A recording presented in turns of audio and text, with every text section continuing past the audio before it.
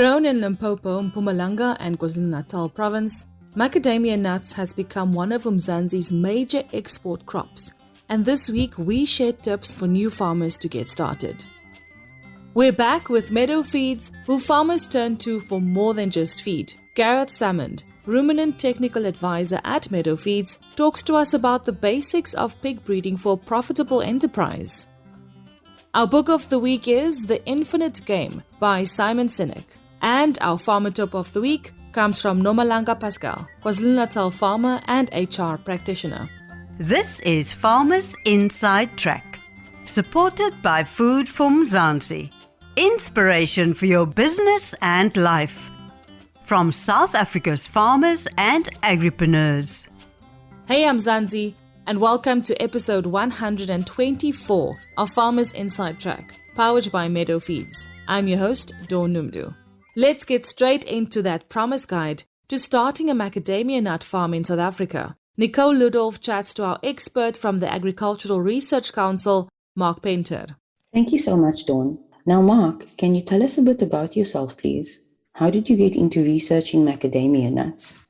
I studied plant physiology at the University of KwaZulu Natal, got my master's degree in 96, graduated 97 and started working for the ARC in 97. Worked for a few years on other crops, primarily avocado, lychee, mango, and then around 2001 started doing work for the macadamia industry, and basically it escalated from there to the point where all my work is currently on macadamia. So we do a fair bit of plant physiology in the field, post-office physiology in the lab. Over the years, I've also taken over the macadamia evaluation programs, currently evaluating new cultivars for the industry. Can you tell me about maybe the overall lifespan of a macadamia tree?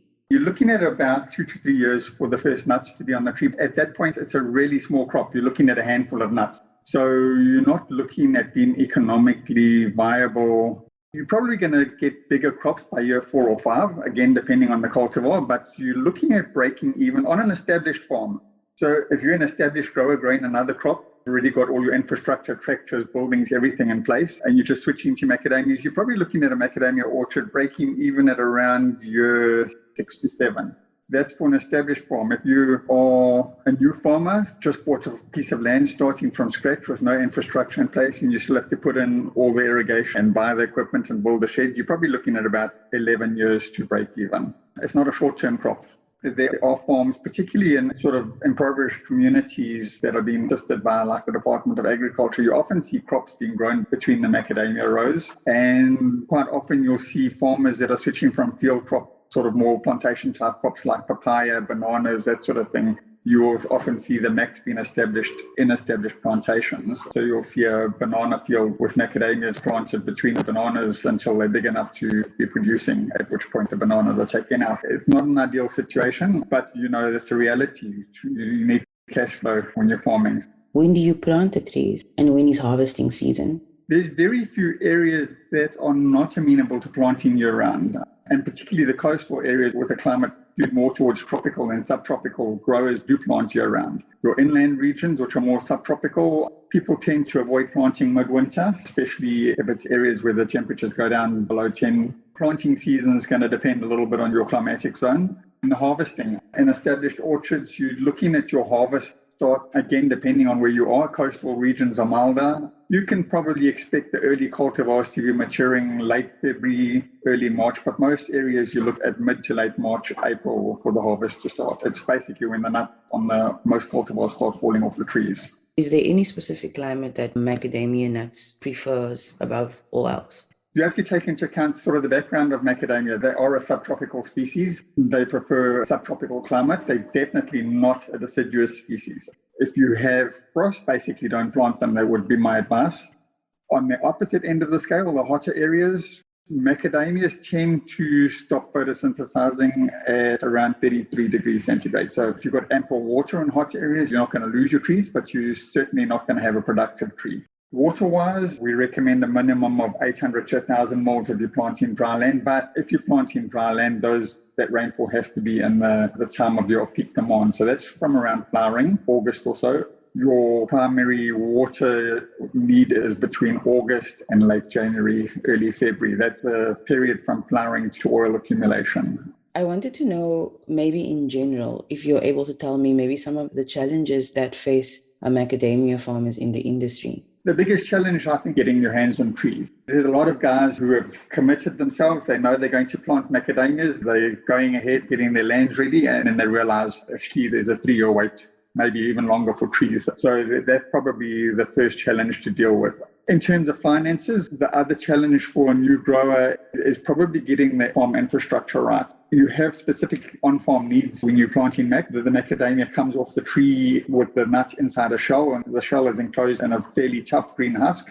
That husk has to come off very early. The day you pick up the nuts, that husk has to come off. And there's people, they jump in, they plant, and then they get their first crop, and suddenly they realize they need equipment on farm that they hadn't planned for. So having the right equipment on farm is critical. There's probably 3 or 4 equipment producers for specialized macadamia equipment. Then they need to cure those nuts on farm. Once they pick up the nuts and dehusk them, they have to be cured on farm. They need drying bins for that. When it comes to pests, what kind of pests do macadamia nut farmers face? The most difficult to deal with right now is stink bug. They're around in large numbers. They have to be controlled. There has to be weekly scouting for stink bug during the bearing season. The stink bugs in South Africa are slowly becoming resistant to our major pesticides. There's a number of other pests. There's 2 moth species, the macadamia nut borer and false codling moth, and thrips as well. They target flowers and target new flushes. And there's a new pest that's recently come into South Africa in the last 4 or 5 years, the felted cossid, which is starting to make inroads. And that is something that's been having to be dealt with. Lastly, do you have any tips or pieces of advice for aspiring macadamia nut farmers? Your logistics and your finance, if you're going to be commercial and you're going in for the long term, there's non-negotiables like land preparation, fertilization, buying good quality trees, getting your spraying equipment. Talk to SAMAC, make contact with SAMAC. They're an industry body. At the moment, the industry works off a statutory levy. As an incoming grower, just understand you're going to be contributing to a statutory levy. And that statutory levy goes towards financing research, but also financing the SAMAC body. Up to 3 or 4 years before you plan to plant, get a list of nurseries. SAMAC, one of the services they provide is a list of accredited nurseries. So through SAMAC, get that nursery list and make contact with the nurseries in the area where you're planning to plant. Get your pre-order in early. Start the process of the specialized on-farm equipment that you're going to need. You're going to need dehusking facilities and you're going to need drying facilities. Lastly, find out everything you can about the crop. There's quite a lot of macadamia consultants out there. Thanks, Nicole, and great having you, Mark Painter, from the Agricultural Research Council. Now we're back this week with Meadow Feeds, who farmers really turn to for more than just feed. Gareth Salmond, Ruminant Technical Advisor at Meadow Feeds, talks to us about the basics of pig breeding for profitable enterprise. Gareth, tell us a bit about your career in agriculture, just as a start so we can get to know you. I've met some of your colleagues as part of this campaign that we're doing with Meadow Feeds. But just to tell people, what you do at Meadow Feeds and also just a bit about your career in agriculture. Thanks, Dawn. I studied at the University of Pretoria. I did a BSc in animal science. That was the start of my career in animal science. And then I followed that on with a master's degree in animal nutrition. From there, I started at Meadow Feeds. And as you've mentioned, I'm now currently working as a divisional technical manager for swine, which involves a lot of farm visits, the nutritional part of things, and the general management of our swine portfolio.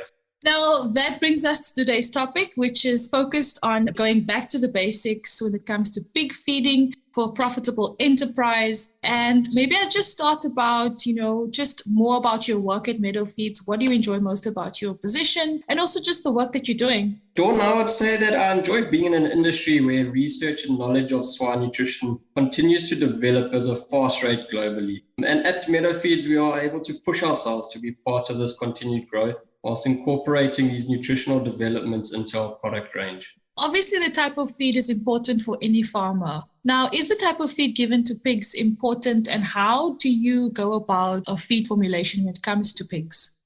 I would say the term well-balanced diet is a good example here. It is often used to describe our eating plan as human beings. For pigs, it is no different.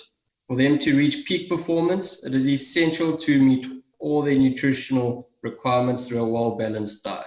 In terms of feed formulation, some important aspects to be considered as a nutritionist include determining the most effective energy level for the respective growth period, Another important aspect is to determine the lysine and energy ratio for the growth period. Worth mentioning here is that the amino acid lysine is a constituent of protein and is vitally important due to it being the first limiting amino acid for pigs. We also determine the remaining amino acid ratios. According to this predetermined lysine level, we set the mineral, vitamin, and salt levels for the feed, followed by setting the remaining nutrient and feed additive requirements. And lastly, we set the raw material ingredient inclusions according to the growth period. As I understand it, Meadow Feeds has several different products available to the market when it comes to pig feed. Why is this? A pig's nutrient requirement changes according to its growth, development, feed intake, and physiological state. For this reason, we need different products to closely match a pig's specific nutrient requirements. A good example of this is defined by the term phase feeding. Phase feeding helps to avoid under or oversupplying nutrients to pigs for extended periods of time, which can either result in a reduced growth performance of the pigs or a waste of money. Gareth, you've spoken about the changing of feed requirements, but what about how a farmer uses feed?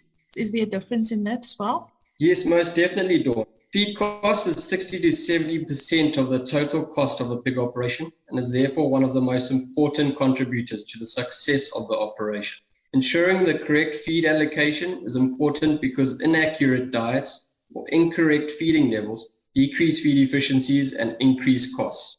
After the correct feed allocation has been determined, feed space and the stocking density of the pigs should be the next areas of attention. It is a good idea to evaluate whether your feeder design, space, and management thereof is correct. Some signs to consider when doing so is to look out for the amount of pig farting around the feeder, hand coverage of the feeder, and physical feed wastage. Now, Dawn, perhaps another important aspect worth mentioning here is the form which the feed comes in. Can also make a difference. Research shows that pelleted as opposed to mash-fed feeds increase amount of available nutrient to the animal, creates less dust and feed wastage, and promotes better feed conversion. Using the correct particle size is another important aspect of feed form and will ensure optimum feed digestibility. Now, Gareth, this does sound like a lot for a new farmer to take in. What is some of the other advice that you can give, especially for a beginner farmer? It is a lot to take in. Just remember, these are all areas which a qualified technical advisor from Meadow Feeds can definitely help our farmers with.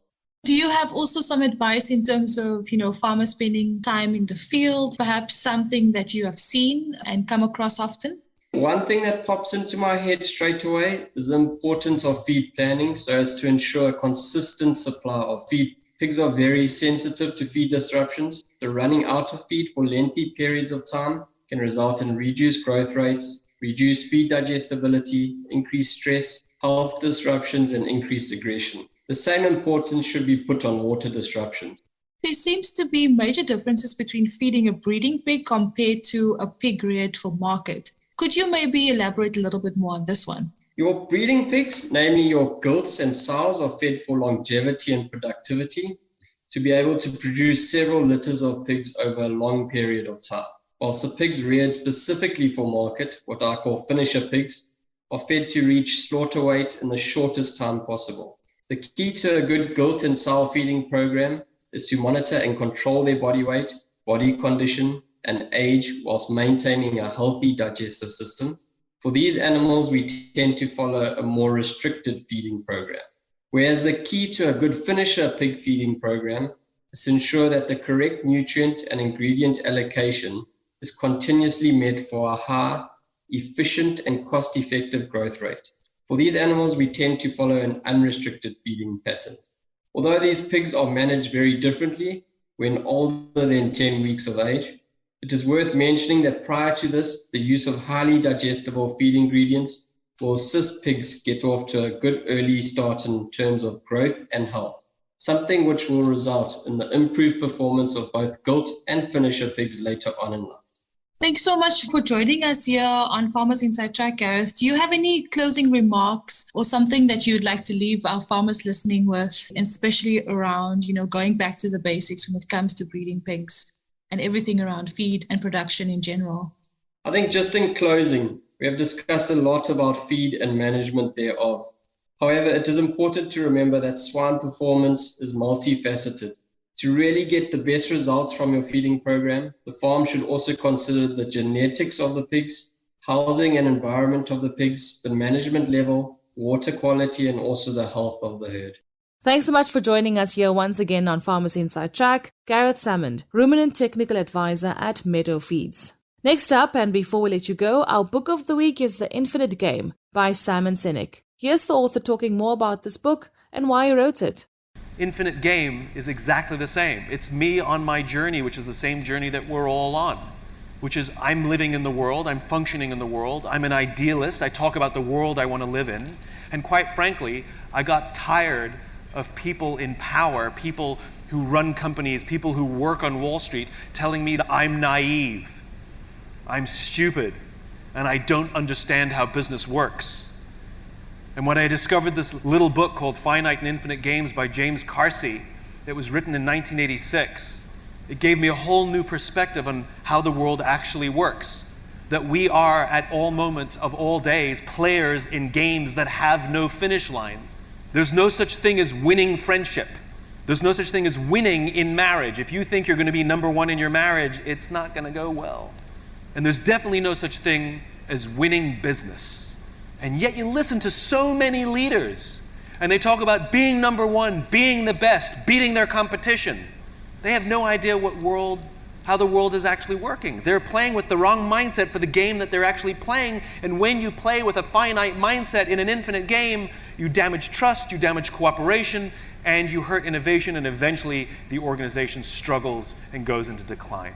For me, this little idea, the reason I wanted to write about it, is this is a world is flat moment. All that discomfort that so many of us have at work, and we're told by the powers that be and those that work in finance that we're the naive ones, yet we're still uncomfortable with the way these things are going.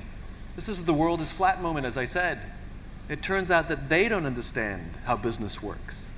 And we're onto something. And I wrote this book for two reasons. It wasn't to convince or convert anybody. It was a rallying cry to anyone who thinks that the way that we're conducting business these days, the kind of form of capitalism that we've built, that there's something wrong with it. I can't quite put my finger on it, but it feels uncomfortable. And it was also to show us what finite-mindedness looks like, so we can recognize finite-minded companies and finite-minded leaders so we can avoid working for them. This is like a little manifesto of the world that could be, and I hope it's one more step to advance to this world in which we can wake up inspired, feel safe, and return home fulfilled. Agriculture is not just about farming, it's about caring, and that's an ideal worth preserving. It's super fresh, it's super soft, and it makes a meal a treat. It's Super Sure Bread and Super Sure Flour, a proud member of the VKB Group. From breakfast to lunch and even birthday cakes, Super Sure makes the whole family smile. Find Super Sure on Facebook or visit vkb.co.za for more info. VKB, for the love of the land.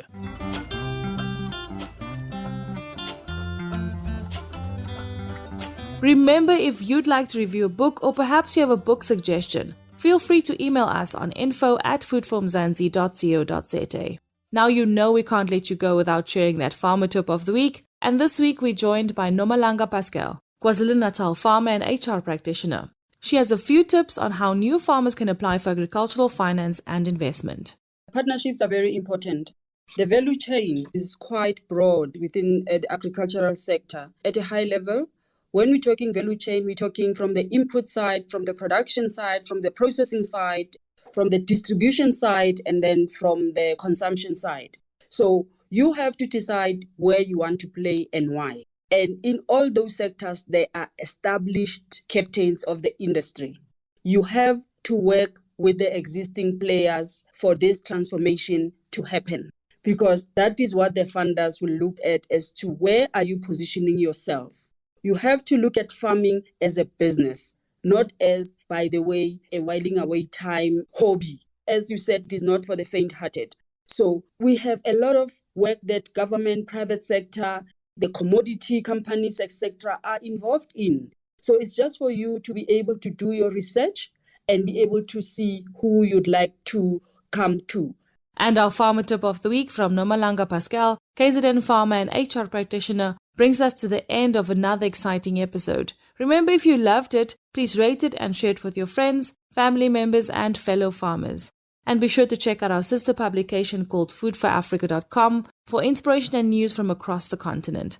From me, Dawn Numdu, our producer Megan van der Vent, and the rest of the Food for Mzansi team, have an awesome week further. Bye for now. Life in South Africa can be a lot. I mean, scroll through Twitter for a minute and tell me I'm wrong. Thank God for South Africans though, right? We're inspiring, and even on the bad days, we fight back with a smile. That's why I love Food for Mzansi so much. They're not ashamed to celebrate the ordinary unsung heroes who work every day to put food on our nation's tables. Go to foodformzansi.co.za and never miss an inspiring story.